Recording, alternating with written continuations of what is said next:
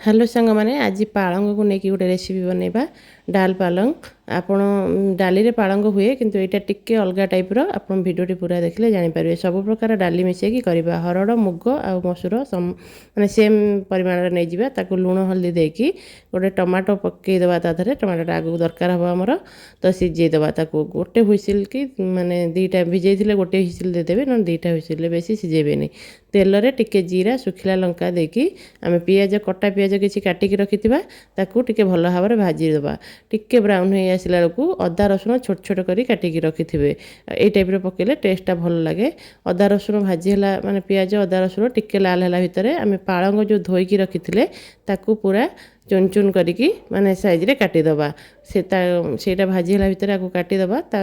पियाज अदा रसुण हमर पूरा रेडी हे गलानी ता भितर डाली भी सिझी जाइथो हमर ए टमाटोटी तादरु काढिकी पियाज रसुण जो माने फ्राई करथिले ता धरे टमाटोटा दे दबा ता धरे किछि हमर बेसिक मसला लूण माने लूण हल्दी तो सिझा हेछि लंका गुंड धनिया गुंड कस्तूरी मेथी किछि पके दबा बहुत टेस्ट लागिवो कस्तूरी मेथी पके देखिबे तापर पालंग जो काटिकी रख एई समय पालंग कटा को पकेकी ताकू फ्राए हेबाकू छाड़ी दबा तार कंचा बासना पड़ेबो टिके भी सिझी आसीबो देखि परथिबे ए टाइप रो हेगला परे हमरे माने पालंग रु टिके पानी बाहरला परे तापर आमे जो डाली सिझेकी रखिथिले देखि परथिबे केतिकी सिझी डाली ए टाइप रो सिझेबे तापर डाली पकेकी आमे ताकू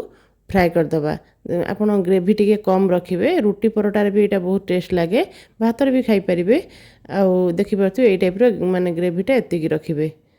बहुत टेस्ट लगुला सबू डाली पकई करेंगे टिके अलग प्रकार टेस्ट लगे आप हर डाली कि मुग डाली एमती नॉर्मल करते ये प्रकार कले बहुत ही टेस्ट लगुला आपण मैंने थरे निहाती ट्राए करेंगे तापर सब सरला पर आप धनिया पत्र टिके गरम मसला टिके दे पारे तापर मु बटर गोटे चामच दे देछि एठी बहुत टेस्ट आउ टिके भल लागिवो